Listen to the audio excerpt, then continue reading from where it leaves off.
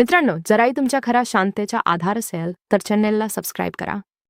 मी एका एकत्र कुटुंबात राहत होते. माझ्या आजोबांचे खूप मोठं घर होतं. सर्व काका त्यांची फॅमिली त्याच घरामध्ये राहत होते. सर्वांचे वेगवेगळे रूम होते. आजोबांचा तर मृत्यू झाला होता, परंतु घरावर मोठ्या काकांचा हुकूम चालायचा. आता देखील आमच्या घरामध्ये एका टेबलवर पूर्ण कुटुंब एकत्र जेवायचं. माझे वडील 4 भाऊ होते आणि मी माझ्या वडिलांची पहिली मुलगी होते. माझ्यापेक्षा लहान अजून एक बहीण होती आणि सर्वात लहान एक भाऊ. माझे वडील सर्व भावांमध्ये सर्वात लहान होते. माझ्या सर्व चुलत्यांचं लग्न झालं होतं, परंतु माझ्या तुला मुलाच्या आसपास कोणतंही स्थळ सापडलं नव्हतं. त्यामुळे माझं लग्न दुसऱ्या शहरात ठरवलं होतं.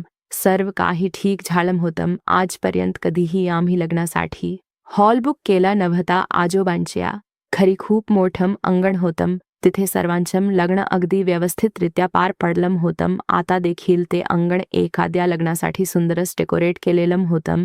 समीर दिसायला अगदीच देखणा असा मुलगा होता. त्यासोबत माझं लग्न होणार होतं आणि मी या लग्नामुळे खूप खुश होते. आणि मग लग्नाच्या नंतर मला दुसऱ्या शहरात जायचं होतं. माझा मेकअप करण्यासाठी एक ब्युटिशियन आमच्या घरी आली होती. माझ्या मोठ्या काकांना ही गोष्ट अजिबातच पटत नव्हती की घरातल्या मुली पार्लरमध्ये जाऊन मेकअप करून याव्यात. त्यामुळे ब्युटिशियन आमच्या घरी येऊनच आमचा मेकअप करायची. सर्व काही ठीक चालू होतं. माझ्या चेहऱ्यावर खूपच आनंद होता. मागच्या 6 महिन्यापासून मी समीर सोबत बांधले गेले होते. फोनवरून मी त्याच्यासोबत गप्पा गोष्टी करायचे. त्यामुळेच मनामध्ये समीरसाठी स्थान निर्माण होणं हे अगदी सामान्य गोष्ट आहे. कालच मला समीर फोनवर बोलत होता, माधुरी, मी आपल्या लग्नासाठी तुला एक खूप सुंदर साडी सिलेक्ट केली आहे, ज्यामध्ये तू खूप सुंदर दिसशील. आणि तो अगदी खरं बोलला होता, कारण की मेकअप केल्यानंतर ज्याने मला पाहिलं होतं त्याने माझी खूपच तारीफ केली होती. मी नवरी होऊन बाहेर स्टेजवर बसले होते. माझ्या सगळ्या चुलत बहिणी, माझ्या सगळ्या मैत्रिणी मला समीरवरून खूप चिडवत होत्या. नवरी होऊन मला 2 तास झाले होते. आता सर्वच लोक नवरदेवाकडची मुलं अजून का नाही आली याबद्दल कुजबुजू लागले, कारण की आता संध्याकाळचे 6 वाजायला आले होते. माझ्या वडिलांनी माझ्या सासरऱ्यांना खूप वेळा फोन केला, परंतु ते हेच बोलत होते की बस आता आम्ही निघतच आहोत. तुम्हाला तर माहीत आहे ना की अशा कामांमध्ये उशीर हा होतच असतो. परंतु 7 वाजल्यानंतर तर माझ्या वडिलांना खूपच राग येऊ लागला. बोलू लागले, आम्ही तुम्हाला आधी देखील सांगितलं होतं की आमच्या घरामध्ये वेळेला खूप महत्त्व आहे. परंतु यानंतर जी गोष्ट माझ्या होणाऱ्या सासरऱ्याने आम्हाला सांगितली त्याने तर माझ्यावर दुःखाचा मोठा डोंगरच कोसळला. ते बोलू लागले की आम्ही स्वतःच खूप टेन्शनमध्ये आहोत. माहीत नाही समीर कुठे निघून गेला आहे. आम्ही कधीपासून त्याचीच वाट पाहत आहोत. आम्ही तर 12 वाजताच तिकडे यायला निघणार होतो, परंतु समीर मी थोड्या वेळातच आलो असं बोलून निघून गेला आहे. तो अजून परत आला नाही. त्याचा फोन देखील बंद आहे. जसा तो येईल आम्ही लगेचच तिकडे पोहोचू. परंतु तो उशीर तर अजून वाढत गेला. रात्रीचे 9 वाजले. लोकांमध्ये आता चर्चा होऊ लागली की नक्कीच काहीतरी गडबड आहे. माझं हृदय असम होतं, जणू काय सुकलेल्या पाण्याप्रमाणे थरथरत होतं. सर्व लोक माझ्या वडिलांना बोलू लागले, हे लोक बहाणे बनवतात. कदाचित मुलाची इथे लग्न करण्याची इच्छाच नसेल. त्याचे वडील जबरदस्तीने त्याचं लग्न करू इच्छित असतील, त्यामुळेच तर तो घरातून पळून गेला आहे. आता तुमच्या मुलीवर एक डाग लागला आहे. ज्या मुलीचा नवरा आई लग्नातच येत नाही अशा मुलीसोबत कोण लग्न करेल? आता तुमच्या मुलीसोबत लग्न करायला कोणीही येणार नाही. ज्या मुलीच्या नवरदेवाकडचे मंडळी लग्न न करताच निघून जातात किंवा लग्नाच्या वेळेला येतच नाही, अशा मुलींच्या घरी कोणतंही स्थळ येत नाही, त्यांना तर आपल्या समाजात अपशकुनी असं बोललं जातं. माझे वडील खरं तर सगळ्या भावांमध्ये लहान होते, परंतु या वेळेला त्यांचा रंग अगदीच फिका पडू लागला. ते त्यांच्या वयापेक्षा खूप जास्त मोठे दिसू लागले. माझ्या डोळ्यातून अश्रू वाहू लागले. तिथे उपस्थित असलेले सगळे पाहुणे देखील परत जायला निघाले. तेवढ्यातच माझ्या मोठ्या काकांनी असा निर्णय सुनावला, ज्याने माझ्या पायाखालची जमीन सरकली. ते बोलू लागले, तो मुलगा आपल्या इज्जतीसोबत खेळला आहे. त्याला काय वाटलं की तो आपल्या मुलीचा तमाशा बनवेल? आणि आम्ही शांतपणे पाहत बसू. माधुरीचम, लग्न आजच होईल, आजच तिचं लग्न होईल हे ऐकून आम्ही सर्व हैराण झालो. सर्वात जास्त हैराण तर मी झाले, कारण की या अशा वेळेला माझ्यासोबत कोण लग्न करेल. माझे मोठे काका बोलू लागले, माधुरीचम, लग्न कामेश सोबत होईल हे ऐकून तर मला जोरात आड झटका बसला. जितके मी हैराण होते तितकाच कामेश देखील होता. खरं तर तो माझ्या वडिलांच्या मित्राचा मुलगा होता. माझ्या वडिलांचा आणि कामेशच्या वडिलांचा बिझनेस होता. ते दोघेही भागीदारीमध्ये बिझनेस करत होते. त्यांच्याकडे पाहून कोणीही असं बोलणार नाही की ते मित्र आहेत. सर्व लोक त्यांना एकमेकांचे भाऊ समजायचे आणि ते देखील त्याच्याप्रमाणे वागत होते. त्या दोघांनाही बिझनेसमध्ये नुकसान झालं होतं. त्यांच्याकडे काहीच शिल्लक नव्हतं, ना काम आणि नाही घर. त्यामुळे कामेश आणि कामेशची फॅमिली आमच्याच घरात राहत होते. परंतु कामेश माझ्यापेक्षा 5 वर्षांनी लहान होता. मला अगदी बहिणीप्रमाणे समजायचा. मला ताई ताई असा हाक मारायचा आणि अजूनही फक्त 18 वर्षांचाच होता. जेव्हा त्याने हे ऐकलं तेव्हा तो सर्वांसमोर बोलू लागला, मोठे काका, तुम्हाला काय झालंय? तुम्ही काय बोलताय? माधुरी ताई माझ्यापेक्षा 5 वर्षांनी मोठी आहे. मी तिला माझ्या मोठ्या बहिणीप्रमाणे समजतो. मी हे लग्न करणार नाही आणि नाही माझं लग्नाचं वय आहे. त्याचं बोलणं अगदी 100% खरं होतं आणि बरोबर होतं. परंतु जेव्हापासून आजोबांचं निधन झालं होतं, आमच्या घरामध्ये सर्व निर्णय मोठे काकाच घ्यायचे आणि त्यांचा तो निर्णय घरातील सर्वजण सोबतच कामेशचे वडील देखील मान्य करायचे, कारण की ते देखील आमच्याच कुटुंबाचा हिस्सा होते. ते अगदी वाईट पद्धतीने कामेशला ओरडू लागले, बोलू लागले, खबरदार कामेश, हा आपल्या इज्जतीचा प्रश्न आहे, त्यामुळे शांतपणे इथे उभा राहा आणि लग्न कर. परंतु कामेशने सरळ सरळ नकार दिला. माझी स्वतःची देखील ही इच्छा नव्हती माझी आणि त्याची काहीच जोड नव्हती. कामेशने नकार देताच एक जोरदार कानाखाली कमलाकर काकाने म्हणजेच त्याच्याच मुलांनी कामेशाला गावली, बोलू लागले, समजत नाही तुला मोठे काका काय बोलतायत? हा आपल्या घराच्या इज्जतीचा प्रश्न आहे. जर तू अजून काही आगाऊपणा केलास तर मी तुझ्या अवतारच बदलेन. सगळे पाहुणे अगदी शांतपणे उभे होते. सगळ्या बायका देखील अगदी शांतपणे उभ्या होत्या, कारण की पुरुषांच्या निर्णयामध्ये बाईला बोलण्याचा काहीच अधिकार नव्हता. परंतु कानाखाली भेटल्यानंतर देखीलही कामेश हेच बोलू लागला की मला हे जबरदस्तीचं नातं अजिबातच मान्य नाही. इच्छा तर माझी देखील हीच होती की हे लग्न होऊ नये, परंतु माझा तर तमाशाच बनला होता. समीरने तर मला अगदी बेइज्जत केलं होतं. फोनवर तर माझ्यासोबत अगदी घोट बोलायच्या. अजिबातच असं वाटायचं नाही की हे नातं, हे लग्न त्याच्या इच्छेविरुद्ध ठरलं होतं किंवा जबरदस्तीने त्याच्यावर लादलं गेलं आहे, जो ऐन वेळेला अशा प्रकारे पळून गेला होता. माझ्या काकाने कामेशला खूप मारलं. इतकंच काय तर त्याच्या नाकातून त्याच्या ओठांजवळून रक्त वाहू लागलं. चेहऱ्यावर बुक्यांचा मार बसल्यामुळे काले डाग पडले होते. मला त्याच्यावर दया येऊ लागली, परंतु मला तोंडातून एकही शब्द काढण्याचा अधिकार नव्हता की ज्यामुळे मी स्वतः नकार देऊ शकेन. रडत रडत त्याने माझ्यासोबत लग्न केलं होतं. मी अगदी सजीव पुतल्यासारखी फक्त उभी होते. त्याला तर कदाचित बोलण्याचा अधिकार तरी होता, परंतु आमच्या इथे तर मुलींना बोलण्याची परवानगी देखील नव्हती. त्यामुळेच मी असा एकही शब्द बोलले नाही ज्यामुळे माझ्या आणि माझ्या कुटुंबाच्या इज्जतीचा अजून तमाशा झाला असता. मी विचार केला होता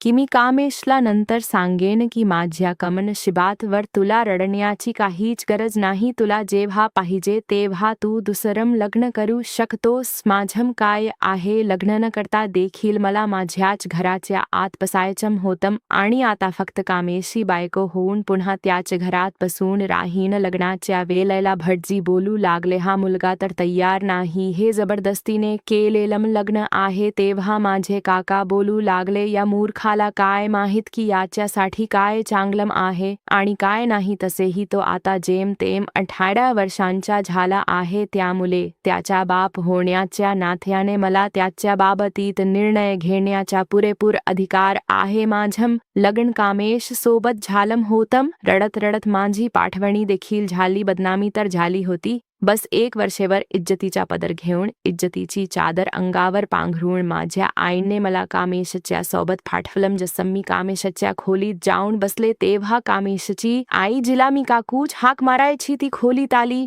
आणि बोलू लागली, मोठी काका देखील अगदीच इमोशनल आहेत, आम्हाला देखील तुझा नवरा आला नाही त्यामुळे खूप वाईट वाटलं, परंतु तू स्वतः विचार कर, यामध्ये माझ्या मुलाचा तर काहीच दोष नव्हता ना, तो तर अजूनही शिकत आहे आणि मोठ्या भाऊनी कशा प्रकारे त्याच्यावर जबरदस्ती करून त्याचं लग्न लावून दिला आहे. पूर्ण चेहरा माझ्या मुलाचा काला निळा पाडला आहे. काकूच्या तक्रारी चालूच होत्या.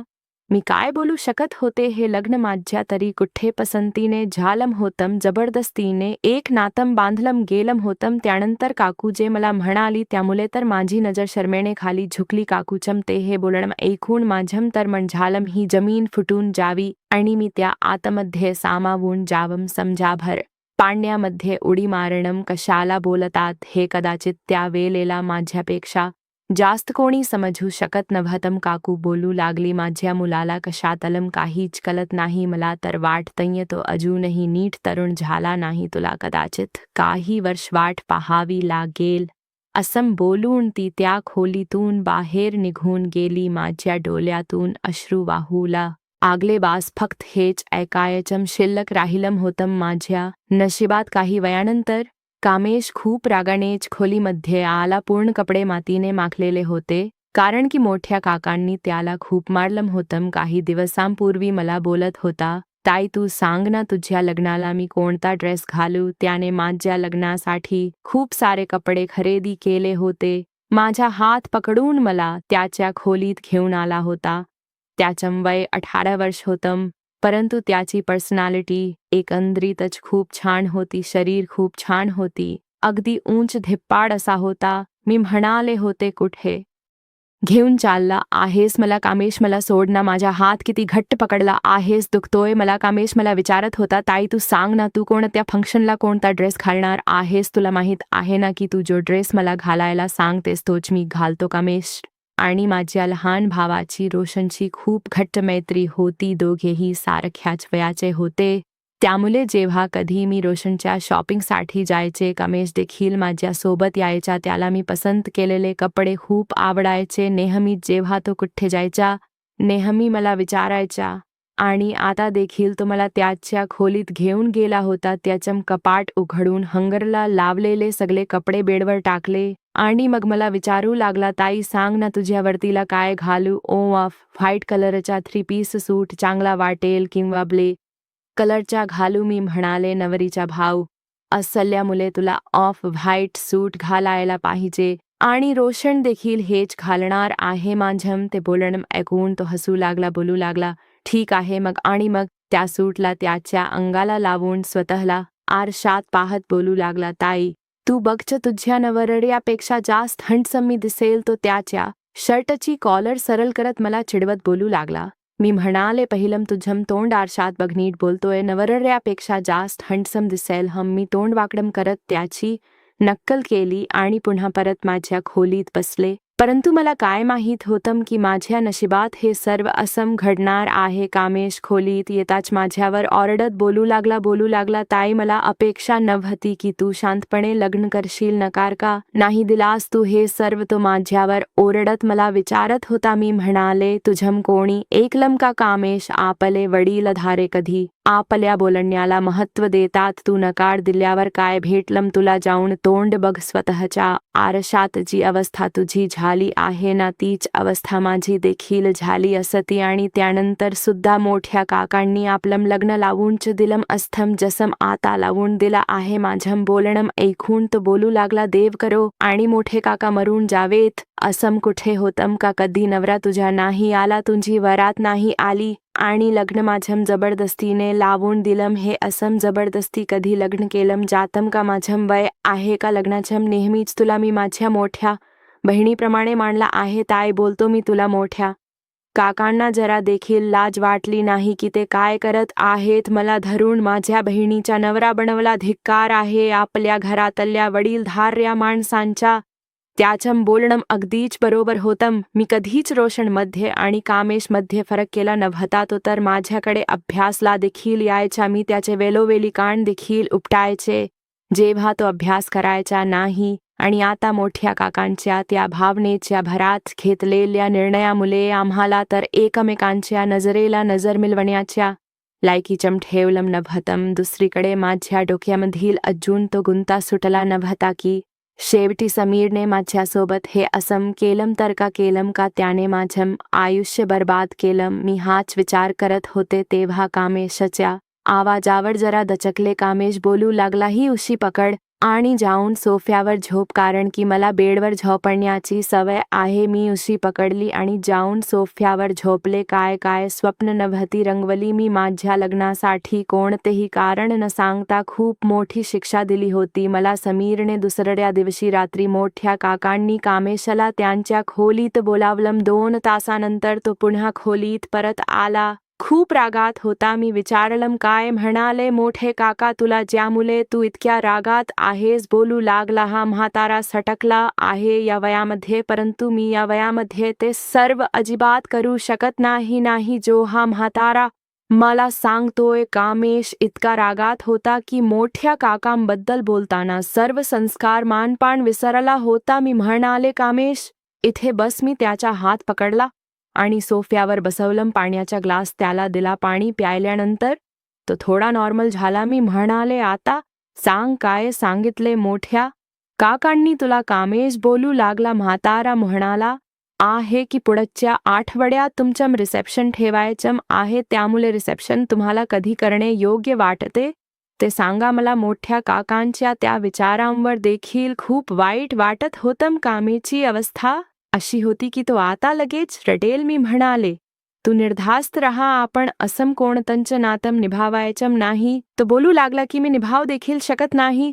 मी तर विचार करतोय की इथून पळून जावं. ताई प्लीज सगळ्यांना समजाव. या सगळ्यांचं बोलणं मला अक्षरशः वेडम करून टाकेल. तो 18 वर्षांचा मुलगा ज्याला अजून नात्यांची निश्चित ओळख देखील नव्हती आणि आमच्या घरातील व डीलधारी मंडळी जी त्याला सांगत होते ते अगदीच अयोग्य होतं. मी त्याला म्हणाले की तू मोठ्या काकांना काहीही बोलू नकोस सर्वांसमोर. फक्त असंच दाखव की आपल्या दोघांमध्ये सगळं काही ठीक आहे. फक्त खोलीमध्ये आपण एखाद्या मित्रमैत्रिणीप्रमाणे राहू जसे आपण आधी राहायचो. तो माझं बोलणं ऐकून तयार झाला, परंतु जेव्हा काही दिवसानंतर तो कॉलेजला जायला तयार झाला तेव्हा मोठ्या काकांनी अजून एक नवा हुकूम सुनावला. बोलू लागले की कामेश आजच्या पुढे कॉलेजला जाणार नाही. सर्वजण नाश्ता करत होते. मी कामेशासोबतच बसले होते. बोलू लागला, मोठे काका, माझी आता परीक्षा यायला काही महिनेच बाकी आहेत. मोठे काका बोलू लागले की तुझं आता लग्न झालं आहे. तुझ्या डोक्यावर आता माधुरीची जबाबदारी आली आहे, त्यामुळेच आजपासून तू माझ्यासोबत फॅक्टरीमध्ये येशील. सगळ्या वर्करकडून काम करून घेशील. बाकी सगळं जे काही असेल ते तुला फॅक्टरीमध्ये जाऊन समजावून घ्यावं लागेल. पहिल्यांदाच मी मोठ्या काकांना विरोध केला होता.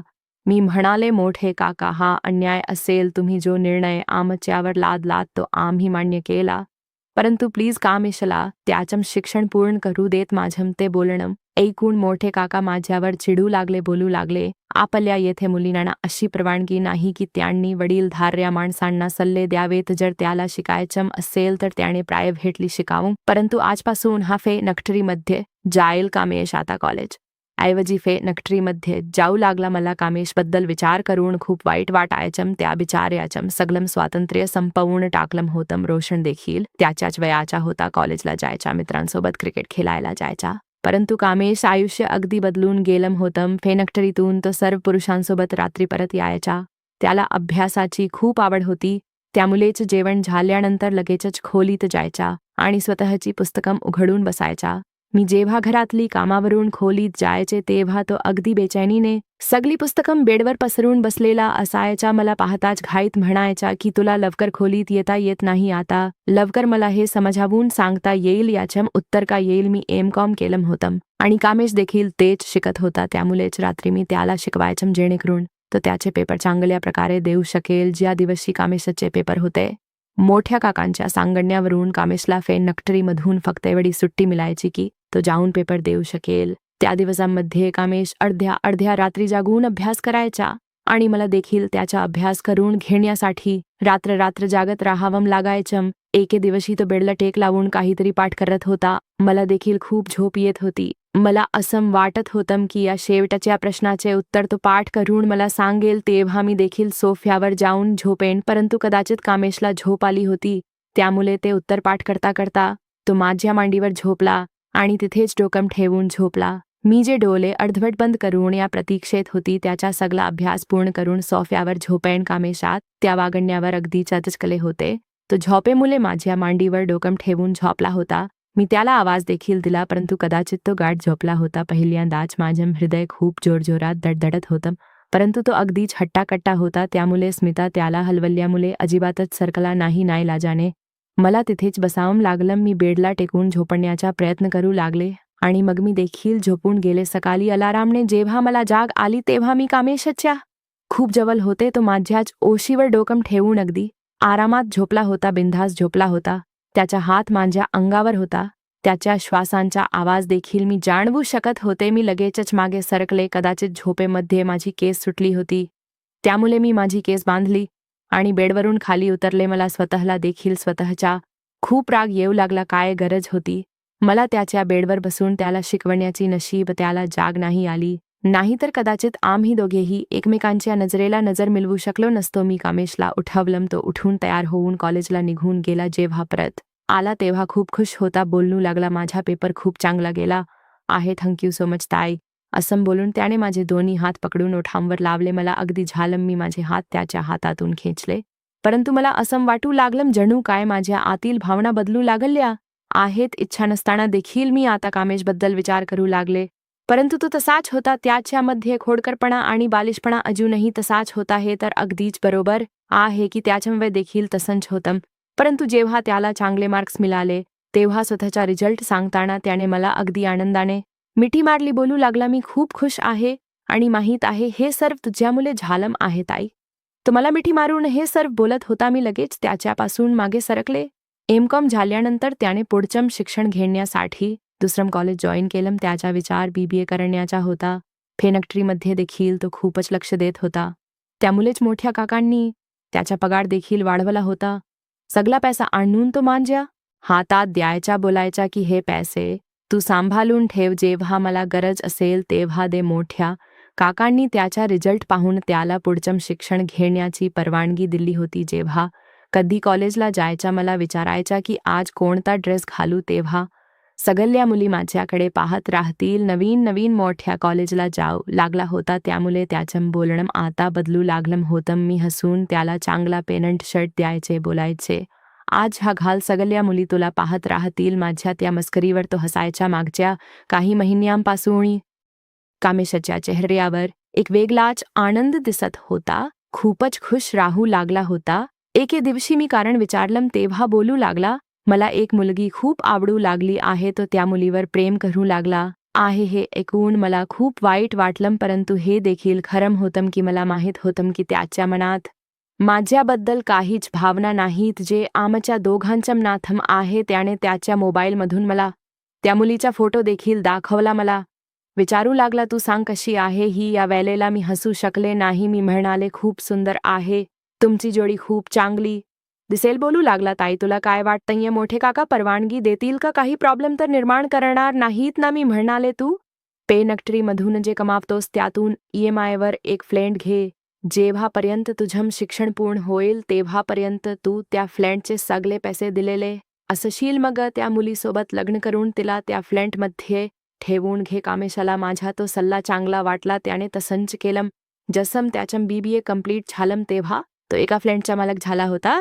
मग मला बोलू लागला, मी रोशनी सोबत लग्न करू इच्छितो, तू माझं स्थळ घेऊन रोशनीच्या घरी जाशील. मी म्हणाले, कोणत्या नात्याने आणि कोणत्या हक्काने मी तिच्या घरी जाऊ? कामेश माझं ते बोलणं ऐकून शांत झाला. बोलू लागला, हाच तर प्रॉब्लेम आहे. मी रोशनीला तुझ्या आणि माझ्या नात्याबद्दल सांगू शकत नाही. जर तिला समजलं तर ती माझ्यासोबत लग्न करणार नाही. तो बोलायला लागला, जर तू एकदा सत्य लपवून माझ्या लग्न रोशनी सोबत फिक्स केलंस तर खरं सांगतोय, विश्वास ठेव, एकदा का रोशनी सोबत लग्न झालं की मी आई वडिलांना देखील तयार करेन. मी रोशनीच्या घरी कामेशची चुलत भेल या नात्याने गेले. मी लग्न ठरवून आले होते. जेव्हा त्यांना हे समजलं की कामेश रोशनीला लग्नानंतर वेगळं ठेवेल तेव्हा त्यांना काहीच प्रॉब्लेम नव्हता. त्या दिवसांमध्ये माझा बीपी हाय राहू लागला. माझ्या डोकं खूप दुखायचं. एखाद्या स्त्रीसाठी शब्द हेच खूप पुरेसे असतात. मी देखील अशाच एका प्रसंगातून जात होते. माझी तब्येत खूप जास्त खराब झाली. तेव्हा कामेश मला डॉक्टरकडे घेऊन गेला. डॉक्टरने मला बीपीच्या गोळ्या दिल्या. मी कामेश सोबत दवाखान्यातून बाहेर जात होते तेव्हा अचानक एक व्हीलचेअर माझ्या समोर येऊन थांबली. किंवा अचानक मीच त्या व्हीलचेअरच्या समोर जाऊन उभी राहिले होते. तेव्हा तो वॉर्ड बॉय मला ओरडू लागला, जो तो व्हीलचेअर चालवत होता, कदाचित एका पेशंटला घेऊन जात होता. जशी माझी नजर त्या पेशंटकडे गेली, माझ्या तर पायाखालची जमीनच्या सरकली. व्हीलचेअरवर बसलेला माणूस समीर होता, जो मला अगदी हैराणीने पाहत होता. मला पाहताच व्हीलचेअरवरून उठून उभा राहिला. बोलू लागला, माधुरी तू. मी म्हणाले, मेली माधुरी तू, तिला मारलंस. मी तुझ्याम काय बिघडवलं होतं समीर, ज्याची तू मला इतकी मोठी शिक्षा दिलीस? जर माझ्यासोबत लग्न करण्याचा विचार नव्हता मग माझ्यासोबत साखरपुडा का गेला होतास? मी रडू लागले. तो बोलू लागला की माझ्या गाडीचा ॲक्सिडेंट झाला होता आणि मागच्या 4 वर्षापासून मी कोमामध्ये होतो. काही महिन्यांपूर्वीच तो शुद्धीत आला होता.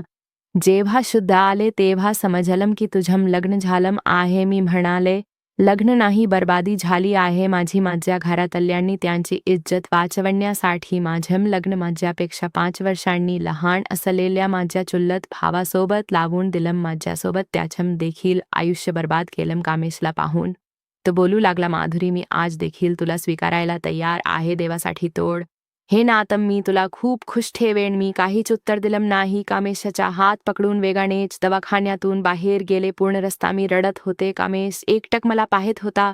बोलू लागला, रडत का आहेस? मी म्हणाले, माझ्या नशिबातवर रडू नको तर काय करू? बोलू लागला, लग्न करायचं नाही तुला समीर सोबत, त्याच्यावर अजूनही प्रेम करतेस? मी नकारार्थी मान हलवली. मी म्हणाले, त्याच्यापेक्षा मला माझ्या घरातल्यांची इज्जत प्यारी आहे. त्यांना मी धोका नाही देऊ शकत. जे झालं आहे त्यालाच निभावेन. बोलू लागला, मी तुला काय दिलंय? मी म्हणाले, तुझ्याकडून मला काहीच नकोय कामेश. तुला जसं पाहिजे तसं तुझं तू आयुष्य जग. बस माझ्याकडून फक्त तुझं नाव हिरावून घेऊ नकोस. मी रडत म्हणाले. तो बोलून लागला, मी तुला माझ्यासोबत माझ्या फ्लॅटमध्ये घेऊन जाईन. मग जर तुझी इच्छा असेल तर माझ्यापासून घटस्फोट घेऊन समीर सोबत लग्न करू शकतेस. मी म्हणाले, नाही, मला नाही करायचं त्याच्यासोबत लग्न. माझ्या मनामध्ये आता समीर कुठेच नाही. बस फक्त माझ्याकडून तुझं नाव हिरावून घेऊ नकोस. मी पूर्ण आयुष्य तुझ्या नावावर जगू शकते. कामेश माझं बोलणं ऐकून बोलू लागला,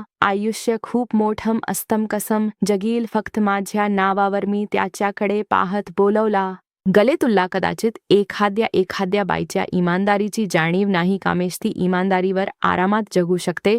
घर आलं होतं. मी गाडीतून उतरून माझ्या खोलीत गेले. मी आता डिप्रेशनचे शिकार झाले होते, कारण की माझी इच्छा पूर्ण होऊ शकत नव्हती. कामेश आता लवकरात लवकर रोशनी सोबत लग्न करणार होता. मग तर कदाचित त्याचं तोंड देखील त्याने मला दाखवलं नसतं. रात्री जेव्हा कामेश खोलीत आला तेव्हा मी माझी उशी उचलली जेणेकरून सोफ्यावर जाऊन झोपू शकेन. बोलू लागला, माधुरी माझं डोकं खूप दुखतंय, प्लीज माझं डोकं दाबशील? कामेशच्या तोंडून माधुरी नाव ऐकून एक जोरदार झटका मला बसला. सध्या तरी मी त्याचं डोकं दाबू लागले. बोलू लागला, माझी प्रत्येक गोष्ट लगेचच का ऐकतेस? यासाठी की आता माझी बायको आहेस. पहिले तर मला ओरडायचीच देखील, वेलप्रसंगी कान देखील खेचायची, परंतु आता तर माझं कुठलंच पूर्ण टाळत नाहीस असं का? मी म्हणाले, नाथम जे बदललं आहे, नात्याचं नाव जे बदललं आहे. लग्न या शब्दांनीच पुरुषाचा मान बदलतो, मग तो वयाने लहान का असेना. तो मला बघून बोलू लागला, मी रोशनीला लग्नासाठी नकार दिला आहे. माझा हात त्याच्या डोक्यावर थांबला होता. मी म्हणाले का? कामेश बोलू लागला, तिच्यासोबत कोणीही लग्न करेल. मला माहीत आहे की ती माझ्यावर इतका प्रेम करत नाही की माझ्याशिवाय मरून जाईल, आणि नाही कदाचित माझं तिच्यावर तसं प्रेम आहे. मी म्हणाले, तरीही तुला अधिकार आहे तुझ्या मर्जीने तुझं आयुष्य जगण्याचा. बोलू लागला, आणि तू फक्त कुर्बानी देण्यासाठी जिवंत आहेस का? माधुरी त्याने माझे दोन्ही हात पकडले. उठून बसून राहीला बोलू लागला, आज मी यशाच्या या शिखरावर आहे ते फक्त तुझ्यामुळेच आहे. मोठ्या काकांच्या चुकीच्या निर्णयामुळे नुकसान माझं नाही तर तुझं देखील झालं होतं. मग का मी तुझं आयुष्य एक शिक्षा म्हणून बनवू इतका देखील उलट्या काळजाचा नाही मी. असं बोलून त्याने माझ्या हातांना स्वतःच्या ओठांवर लावलं. माझे हृदय अगदी जोरजोरात धडधडू लागलं. बोलू लागला, माझ्या नावासोबत तू माझ्यासोबत देखील आयुष्य घालवण्याचे हकदार आहे. असं बोलून त्याने माझ्या केसांवरील क्लिप काढला. मला अगदी प्रेमाने पाहत बोलू लागला, मला माहीतच नव्हतं की तुझी केस इतकी सुंदर आहे. तू खूप सुंदर आहेस माधुरी. माहीत आहे, एखाद्या पुरुषाला एखाद्या स्त्रीचा शरीर फक्त आकर्षित करतो, परंतु तिची इमानदारी त्याला विकत घेते. तुझ्या इमानदारीने मला विकत घेतला आहे. लग्न या शब्दाचा अर्थ कदाचित कामेशला तेव्हा समजला होता. तुमचा काय विचार आहे? खरंच एखाद्या स्त्रीची इमानदारी एखाद्या पुरुषाला विकत घेऊ शकते का? पुरुष स्त्रीच्या इमानदारीमुळे असा देखील विरघळू शकतो का, जसा कामेश विरघळला होता? मित्रांनो, जर तुम्हाला कथा आवडली असेल तर व्हिडिओला लाईक करा आणि अशा छान छान कथा पाहण्यासाठी चॅनलला सबस्क्राईब करा. धन्यवाद.